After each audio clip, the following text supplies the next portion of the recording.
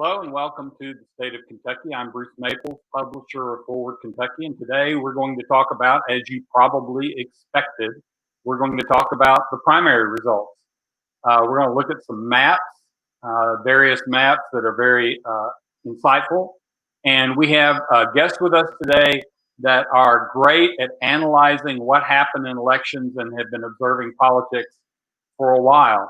We're going to look at the maps and look at what happened, but then we're also going to talk about Amy McGrath and Charles Booker and what each one of them did wrong and right throughout the campaign. And then finally, we're going to talk about what each of them needs to do now. So I want to bring into the conversation a good friend and also somebody that if you are a Forward Kentucky person, you should know, Robert Kahne. Robert is one of the co-hosts along with Jasmine Smith of the Mild Kentucky podcast that's part of the Forward Kentucky family. And we are glad to have him here. Welcome, Robert, to the state of Kentucky. Thank you, Bruce. I'm very excited to be here. So tell everybody a little bit about yourself in terms of your day job and such. My day job, I guess, I'm a data scientist. So I do a lot of analyzing of data for lots of different types of companies, appliance manufacturers, healthcare companies, and banks, all kinds of stuff. Anybody that has data and needs something done with it, we work with them. And so we're pretty agnostic, as you probably picked up from that, about what the data is about. But if somebody has a project they want to work on, that we do it. And, my background is in political science and policy. So that's kind of where my interests lie. And so, analyzing elections is something that I like to do because it kind of brings together a lot of the things I know. Yeah. I thought that your maps of the Bevin-Beshear election were just wonderful. I thought they really, in fact, I said at the time that if I was the chair of the Democratic Party, I would put those maps on the wall and say, everybody pay attention to these maps. Because they tell us what we need to know. Yeah, I'm glad to hear you say that, and thank you very much for that compliment. I was really happy with the way that they turned out, and I think that the type of analysis I like to do really lent itself to that type of election, because I think when you took it down to a more granular level, which is something that I did on that election, looking at more of the precinct level analysis, there was a lot more to that election than a lot of people saw on the surface. So before we get started looking at some maps, I want to remind everybody that if you comment on Facebook or YouTube, we can see them. And we might share them. And if you have questions, if you get them in early enough, we might share those with our guests and see what they have to share as well. Okay, so let's start with a map that's not one of Robert's maps. Let me jump over here. So, all right, this is done by a guy at, okay, can everybody see that? Can you see that, Robert? I can see it. So this is done by a gentleman over at the Daily Yonder, which is a great site. You should read it. He classifies counties by the type of county they are. And you can see down in the right, let me make it a little bit bigger. You can see down in the right the various descriptions: major metro suburb, medium metro suburb, small metro, non-metro near a major metro, and non-metro just out by itself. And so you can see Jefferson County in northern Kentucky, and you see Fayette County, and then you see Warren County, and so on and so forth. And then you see this vast map of rural counties, not near anything major metro. So that's very helpful. But this is what I thought was really interesting, and I'm going to move on to the next map. Let me get over there. Okay. He breaks out the vote by the county type. And I just think that's really interesting. Robert, I know you're just seeing this, but does anything strike you about this analysis by county type? So this actually doesn't surprise me too much, because what it shows is that Charles Booker won major metro core and then lost everything else. And I think I would be more interested. So this doesn't surprise me, first of all, when you're looking at things at the county level, because one of the things about those medium metro counties or the smaller metros or whatever, as the cities get smaller and smaller, the areas of the county that are not the city get larger and larger, right? And the population outside of the metro area gets larger and larger. And that was kind of what we saw in the general election in 2019, was that, you had the metro area of a Bowling Green, a Paducah, of, even smaller cities, like Central City or Greenville and Muhlenberg County, like those small metro areas, no matter how small the city is, the city typically voted for Bashir, and everywhere else voted for Bevin. And as the cities get larger, they start to overwhelm the county vote.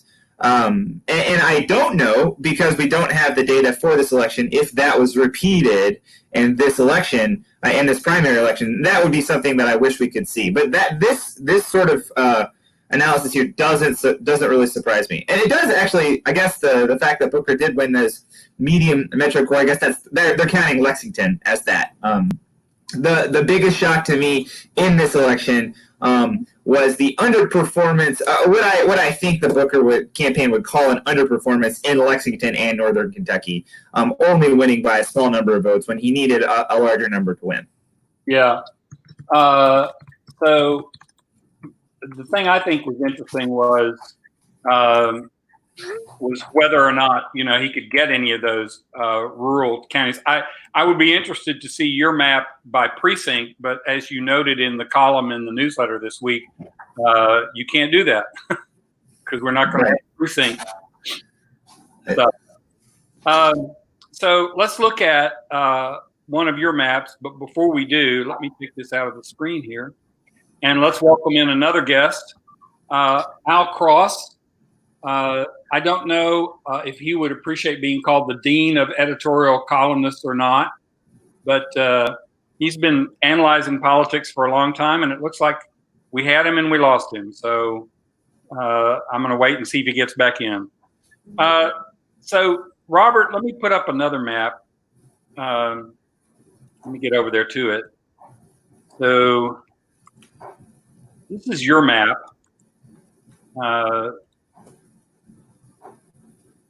So this is Booker and McGrath. Anything you want to say about this map in particular? So if you want to look at county level results, and I think in the newsletter that I wrote this morning, I kind of talked about how these things kind of compare to the oh, hello. Yeah, there's Al. So let's get Al on the screen too. Mm-hmm. Al Cross, welcome to the state of Kentucky. Sorry, folks, I've got audio problems going on. Okay, can you hear us? I can hear you now fine. Okay, great. Well, yeah. We got Robert and me and you, and we're just looking at this map. I'm going to make it a little bit bigger. And this is one of Robert's maps. So Robert, go ahead and tell us what you see here. Well, before we go any further, I just wanted to say hello to Al, and I don't know if I've ever interacted with you on anything like this before, but whenever people ask me how I know things about Kentucky politics, typically the answer is because Al Cross wrote them down at some point. So it's really an honor to be here with you today. So that's exciting for me. But about this specific map, well, thanks. I've just been around a long time. That's about it. Sometimes that's what it takes, and it's good to have people like that. I try to compare 2019's general election to 2020's, primary election. And of course, when you're looking at a Republican versus a Democrat, you're going to have a lot of different dynamics. And in a general election between a Democrat and a Republican, you have those counties in southeastern Kentucky, Somerset, London, Corbin area that are just going to provide huge margins for Republicans and have forever.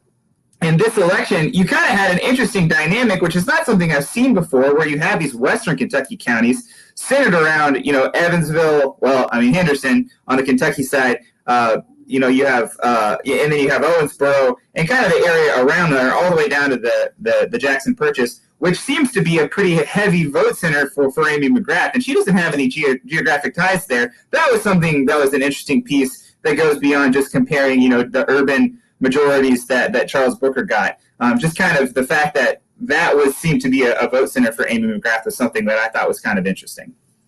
Well, she got on TV there early. Mm-hmm. I talked to a black city councilman in Hawesville, who this was like 2 weeks before the election, and he said, I didn't even know Booker was running until last week. And, people had heard about her. They hadn't heard very much about Booker. He was able to get on there late, not all that effectively. Where he did well was in counties with large African-American populations like Christian, Warren, Jefferson, Fayette. Boyle is sort of the outlier on that, but there's a pretty good African-American presence there. And I would think Boyle is a little bit more liberal than your typical rural Kentucky county. Yeah, and the presence of Center College there. And I'm not sure how that registration worked there, and the fact that students may or may not be registered. I don't think it was student-driven at all. You might have had some students, but the turnout was large enough that the student participation would have been fairly small, I think. One of the things that I thought was interesting about that Boyle County result is that next door in Marion, you have a similar sort of situation. That's a county that's been carried by Democrats even last year, and has been a Democratic county for quite a while. And it went very heavily for Amy McGrath when next door Boyle County voted for Charles Booker, which I don't know what that means, but I thought that was kind of interesting. Well, there's some local differences in Marion and Boyle that I'd rather not get into in this broadcast, but read James Higdon's Cornbread Mafia. You can learn all about it there. I wouldn't tell you about the election, but that's a good one. Is Bruce still here, or we're going to talk about this? Well, sorry. If I take myself out of the stream, my audio's cut off too. I'm going to change maps. Hold on just a second. I want to get to this one. Okay. This is the interactive map. So if you all point me to a county you want me to, hover over, I can. And you can see, like here's Jefferson County, the margin there. Robert, you made a big point about Fayette. Do you want to talk about that? Yeah, well, I think, when I looked at the strategy that Charles Booker seemed to be undertaking, which was to kind of win large margins in urban areas, he really needed to do better in Lexington than he did. He won Lexington, but it was closer than I thought it was going to be. And he didn't win in Kenton and Campbell counties, which are, historically, they're changing. I think that it's fair to say that Kenton and Campbell both are changing. Boone and the county south, they're a little bit slower to change in terms of their vote. But, he did not win Kenton County. And Kenton County actually provided the largest number of raw total votes above Charles Booker for Amy McGrath. She won a widespread margin and a margin in lots of counties, but that was the one where the raw vote margin was the largest. And that was a county I think Charles Booker needed to either at least get close and if not to win, if he wanted to carry this election. So the lack of his ability to carry some of these other urban areas outside of Louisville, I think hurt him. And there's lots of reasons for it, being kind of underfunded until, the very late stages of the election. The fact that, people were mailing in their ballots in the midst of his surge where they might not have heard about him ahead of time. The fact that people outside of a lot of urban areas didn't hear about him. Those are all things that could have hurt him. But those were places I think he was depending on votes if he wanted to win. And it didn't quite turn out for him like he wanted it to.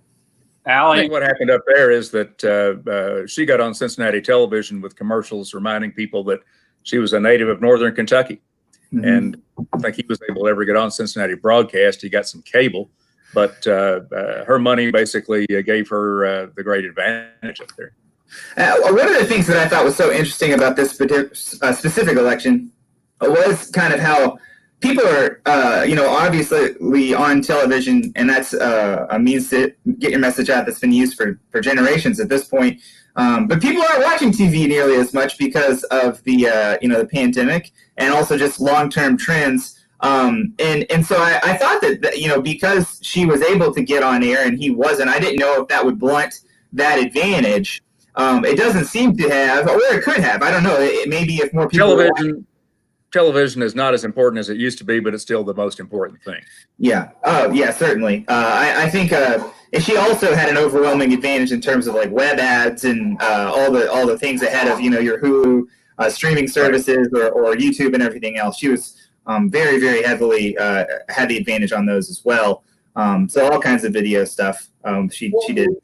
Before we leave this map and just do some analysis outside of maps, talk to me about Christian County. What happened down here? Well, that's the second largest concentration of African-American population in Kentucky after Louisville. Okay. And, they found somebody to vote for. Charles Booker made an appearance, turned some people out, and McGrath was not doing appearances at that point.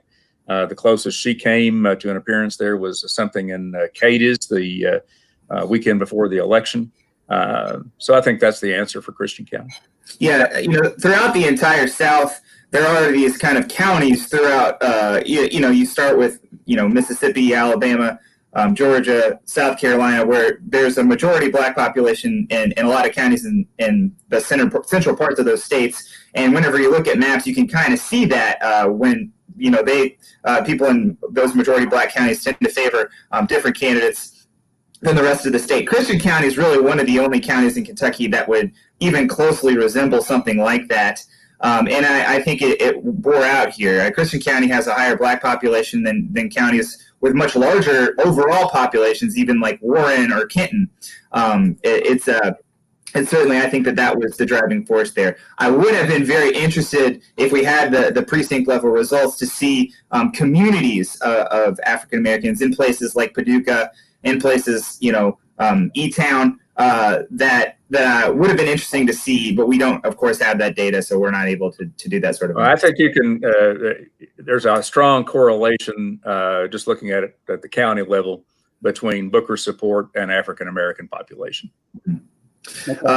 The big exception to that being Kenton, which I think and that's where TV made all the difference. She had a meaningful presence on television, and he did not. We've got a comment from Joni saying that if she remembered correctly, Indivisible and Danville endorsed Booker. Indivisible generally was for Broihier, though.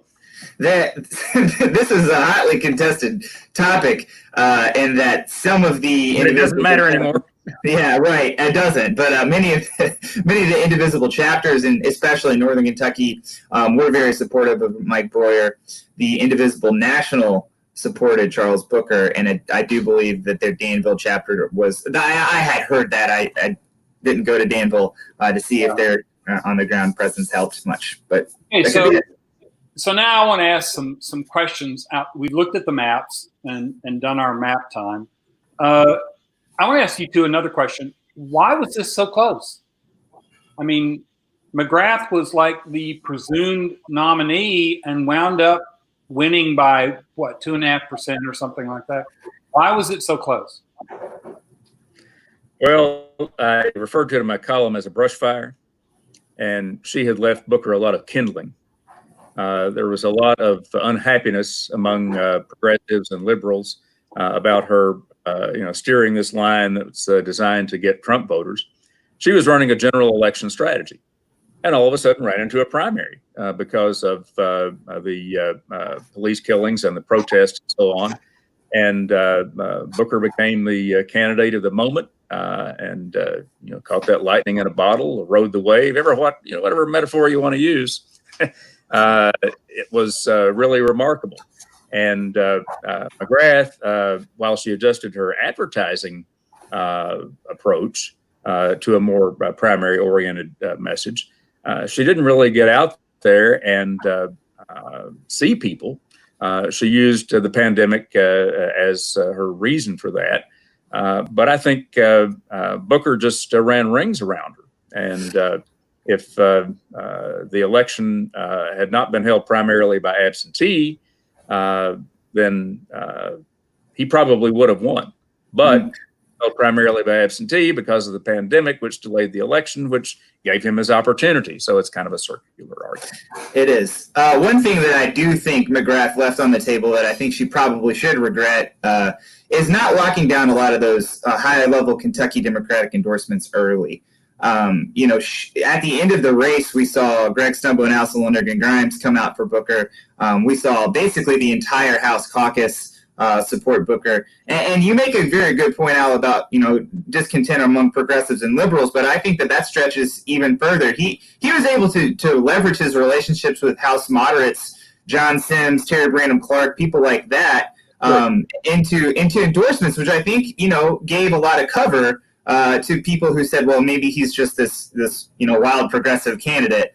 I was very surprised she didn't. I think she got Paul Patton to do a robocall, which, Paul Patton hadn't held office for, I think, 17 years at this point.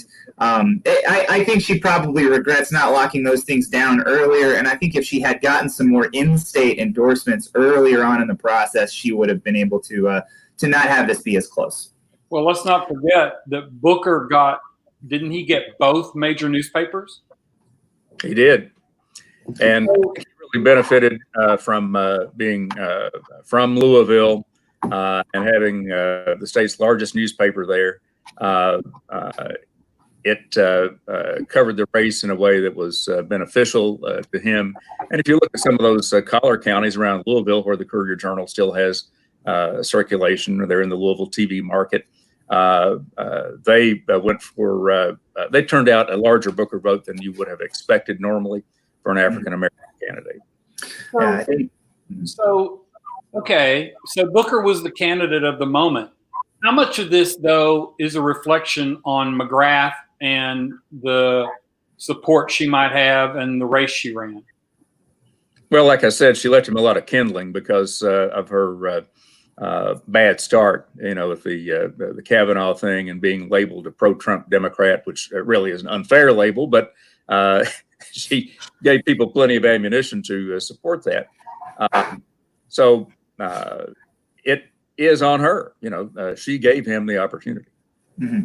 I think a lot of it has to do with the way that she ran her race, and I do think when all of this happened, it was a lot of the things that kept coming up happened very early on in the race. The Kavanaugh and the pro-Trump statements, that was day one for her. And I was a little surprised at how little work she did to kind of repair the relationship with the people who are causing that criticism.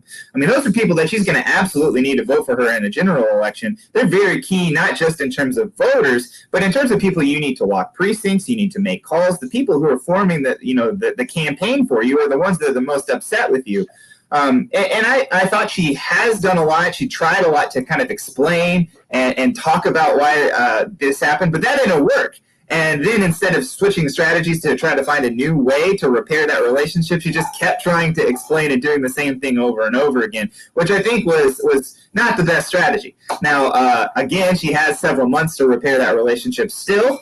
She managed to eke out this primary, but I think if you're a Democrat, you hope that something like this wakes up the campaign to say, well, what we did really almost caused us to lose, and we need to switch strategies a little bit.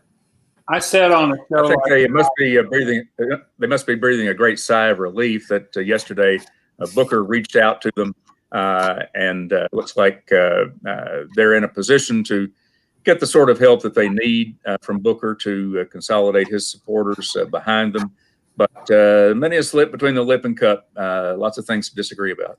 Yeah, I think one of the things that a different strategy than like trying to explain it yourself is to use surrogates. And if I'm Amy McGrath, I'm going to have John Yarmouth, Andy Beshear, Charles Booker, all of these types of people, try to get them as on board as I possibly can. Maybe someone like an Attica Scott that would help you to shore up your relationship with these folks. I don't know if they're going to be willing to do that, but those are the types of relationships that I think she needs to form if she wants to win in November, which will be a very difficult lift. I was frankly disappointed that the call was Booker to McGrath. I thought she should have called him and said, I want to come down and talk to you. You help me understand this. Oh, wait a minute, Bruce. He lost. He's supposed to call her to concede. Yeah, well, true. Right. He didn't do that. He did a tweet, and he took a day off for the family, and then he comes back. It's nothing wrong with how that turned out. In fact, if you want to say that somebody was not following a regular procedure, it would have been Booker at first, at least. But now, that's all just wash. It doesn't really matter.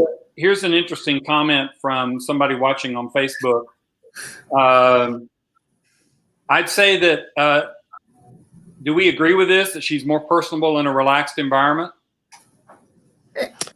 Well, John David Dyke had an interesting comment from one of his friends on Facebook. He said that, but forgive the crudity of this, but she looked into the camera like she was taking a dump, and she probably does need to ameliorate that television presence, and she is better in person, but she's still really a natural campaigner. I've seen her up close campaigning, and she enjoys meeting people, but she just doesn't have that typical politician's fire in the belly, and that's not something you can train yourself to do. You have to adapt yourself to do it, and it's more difficult to do when you have fewer opportunities. The pandemic compromises that. Well, one of the things, Bruce, that I think about that specific comment, and I don't know if this narrative is true, but I think it feels true for a lot of people, so therefore it doesn't really matter, is that I think in 2018, when she was running in the 6th congressional race, she came off as more honest and more genuine and more running as herself, and then shifting to run statewide, it felt like someone had told her, or they had made the calculation, that in order to win statewide, she had to moderate the person that she was in 2018. And that gives off the impression of insincerity, that gives off the impression of this person doesn't believe what they're actually saying, what they actually said before was more true.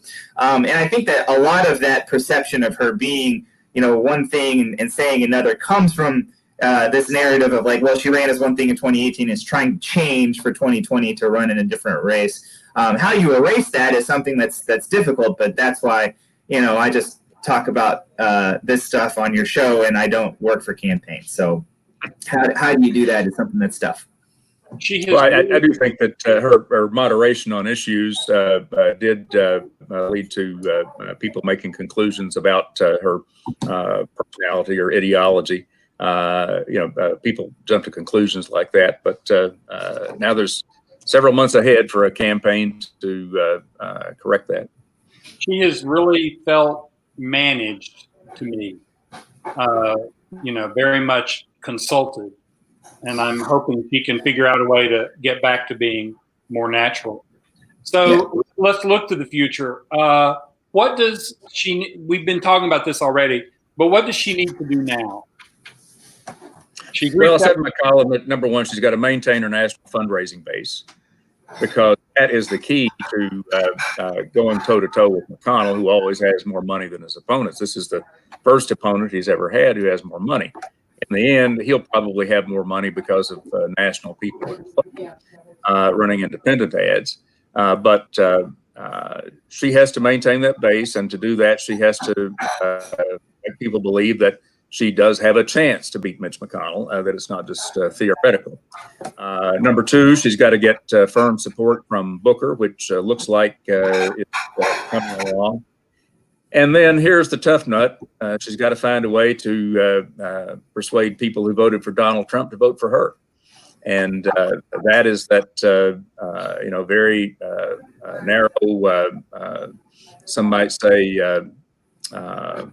pained and twisted argument that you have to make to persuade people. Now, I think she picked a pretty good three-legged stool at the start.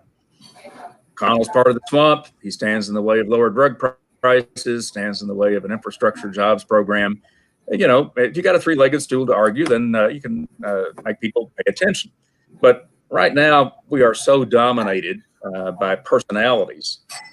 And we have a president who's essentially got a personality cult that is very difficult to shake people from. But I do think that his mismanagement of the pandemic, clear worry that McConnell and some other Republican senators have about that, could lead to some erosion of his support in Kentucky. I don't think it's going to be a significant erosion. I think that Trump voters have bought into Donald Trump, and they just can't imagine the idea of shaking loose. They've stuck with him. So it's still a tough nut for her to crack. I agree with every part of that. I do think, though, that the way in which the 2016 election will inform the 2020 election is going to be interesting. And one of the things that I've thought about as I've talked to several different House candidates is the way that they're thinking about coattails in their own races. And if you're running in Pike County, if you're running in Eastern Kentucky, where there's a lot of competitive races this year, you're thinking one way about presidential coattails. And if you're running in East Louisville or outside of Lexington, you're thinking a very different way about coattails. I think that it could be an election where coattails go multiple directions depending on what part of the state you're in. And if you're Amy McGrath, you're running in the whole state. And I think you have an interesting opportunity. I don't know. I think that there are a lot of folks who voted for Donald Trump or didn't vote at all who may get off the sidelines and vote in urban areas or in a lot of these collar counties. And I think that you will see sort of a similar sort of margin in a lot of the rural counties across Kentucky. One of the things that I think she really has to be able to do is to define herself and define Mitch McConnell, because I think that is the way that he's won many of his elections, is being able to frame the race for voters the way he wants it to be framed. It's very That's impressive. He's won them all. Yeah, absolutely. I think it's so impressive that he's been able to win so many elections without really anybody knowing anything about him. He votes. One of the first. Well, it's not that they don't know anything; they know just enough. That's very true. They know a lot about his master of just enough. Yeah, and they know exactly the things about his opponents that he wants them to know. I remember one of the very first political ads that I remember was Lois Combs Weinberg, and the ad that he ran against her where he made her out to be this like champagne liberal, and she's she's related to Burt Combs, who's like one of the most famous politicians in Eastern Kentucky and like is famous for like ameliorating a lot of the poverty and beautifying a lot of parts of the state, which it sticks in the craw of Democrats. It sticks in the craw of me as a Democrat, but it's very effective. And I think his first ad that he's already released, I think it shows a lot of clues about the ways he wants to frame the race. So, the mob, the people pulling down the statues. It's something that makes me very, I have an emotional reaction to that. That's very negative, but I had to sit back and think that's probably going to be effective. I don't know if it's going to be or not. But he's very good at this, and it's already a clue as to where he wants to take the race. I have to throw in People are looking for a certain level of certainty and solidity, and that's what he's trying to provide there. I have to throw in one thing that's a study that I've seen repeated more than once that says that you win races like this not by persuading the other side to vote for you, but by turning out more of your side. And I think that for her to win, she's got to figure out how to capture the energy that Booker brought to it and just get everybody to go vote. Is for her, she's got to get young people out. She's got to get just a huge turnout on her side. Because I think you're right, Al. The Trump-McConnell voters are baked. They're going to vote for him no matter what. Well, you have to remember that Trump is more popular than McConnell, which is one reason McConnell has hitched himself to Trump so closely. Interestingly enough, we're hearing out of Washington that McConnell and the Republican leaders are basically saying, okay, if Trump doesn't get this turned around by Labor Day, then everybody's on their own. They can, their individual senators can run against Trump if they want to. The prime directive of the majority leader is to preserve the majority. And that is going to be a more difficult job than getting his own reelection. Yeah, this is, I don't remember exactly what year it was. It might have been 2010. But Tom Daschle, of course, was very worried about losing the majority for Democrats and ended up losing it. And they openly ran against Daschle, which had never really been done before. The other side challenging the other side's leader. Yeah, and I mean, I think one of the things was, he got so worried that he lost his own race, and that's a potential wrinkle. If things start going really far south in Iowa and North Carolina, Maine, is McConnell going to have to take his eye off the ball in Kentucky?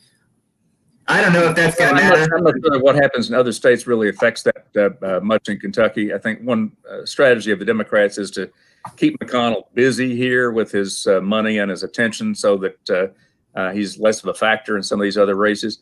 And knock off the other guys as a leader, then that'd be great, sure. But the interesting thing that I'm looking for is a discussion about the filibuster. Mitch McConnell can say to people, late October, Trump's behind by 10 points. Looks like the Republicans are going to lose the Senate. McConnell can say, "Well, I'm still going to be the minority leader, and it takes 60 votes to do anything in the Senate, and I'll still be your guy." Well, a lot of Democrats want to do away with the filibuster, do away with the 60-vote rule, and it'll be interesting to see how Biden handles that. I think it would be a mistake for him to get caught up in that. He probably needs to say, "Let's just let the Senate do its own thing." But there is a distinct possibility that the Democrats could come in and say the filibuster is over. And if it's over, then the minority leader's job is not as influential by a long stretch. Mm-hmm. Yeah, in terms of the motivating issue, with all of the attention played to racial politics during this election and this time, a historical context of the filibuster in terms of the 1950s and the use of the filibuster to stop a lot of the civil rights amendments, even when a lot of those had majority support in the Senate, is probably something that will get brought up. And I wonder how that will work contextually to animate voters. People need to remember that the filibuster back then is not the filibuster as it is now. Back then, filibuster was rare. They had to be real things. You had to stand up and speak on the floor. Now, thanks to McConnell and Harry Reid, it's just a bunch of cloture motions. Mm-hmm. Suit the heck out of me if you really had to stand up and talk if you want to do a filibuster. Yeah. All right. So I want to be respectful of your time and the fact that we're now delving into the details of the filibuster. Tell me we may have milked all of this we can. So let's wrap up with this. If you were going to predict the summer and the fall with this race, McGrath and McConnell, what do you think is going to happen? We already know that it's going to be ugly, at least on the McConnell side. We know how that works. But what do you think is going to happen? Well, it's really hard to predict because we have a pandemic going on. We have an economic crisis. We have a president who's, I wouldn't say in free fall, but he sure looks like he's in big trouble. And those are all adding to a high degree of volatility that was already present. So I'll just say what I said at the end of my column. Amy McGrath is still a long shot, but I remember what I said the night Donald Trump got elected. Now almost anything can happen. It's a very volatile environment. And it makes it very hard to predict what's going to happen between now and November 3rd.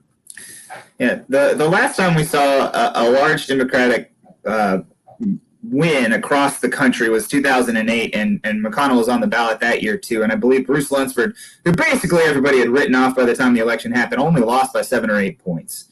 No, he lost by about 5. And to Lunsford's credit, he did not jump on McConnell about the economic bailout. He was getting advice. You got to run against this because it's the only way you can beat McConnell. And he knew the bailout package was something that had to happen. And to his credit, he didn't mount that attack. So McConnell could have been vulnerable to somebody who wanted to use that message. Yeah. So Lunsford was within a shouting distance in a major Democratic wave election. And I wonder if there is another national Democratic wave, which the polling now suggests it's possible and potentially even likely, whether that can happen in Kentucky. I have looked at McConnell or McGrath's campaign and thought that there's some stuff that probably needs to change there. I don't know if she's going to do it, but I'm personally I feel like I'm going to have a much more clear picture about how she wants to run this race by the time the Democratic convention rolls around, which I believe. Yeah, I think so too. One other thing you have to remember about the Lunsford example, which isn't a bad one, but Bruce Lunsford had a heck of a lot of baggage. For governor twice, pulled out of the first race. The nursing home stuff just hung around him like an albatross. That was his last race. McGrath doesn't have that kind of baggage. Now, McConnell's going to keep on airing those audio clips from the 2018 race. All that stuff is pretty well baked in. And it's going to be a little bit more difficult for him to argue that she is an extreme person when she's just defeated a couple of liberals in the primary. Yeah. All right. And I think on that, we're going to say thank you to both our guests, Al Cross, longtime political observer and writer, and professor at UK. We should also mention that. And Robert Kahne, co-host of My Old Kentucky podcast. Thank you both for being on with us. This will be available on YouTube and Facebook later, and it will also be available on our site. So if people want to come watch it again, they can. Thank you both for joining us, and we'll see everybody next week. Thank you, Bruce.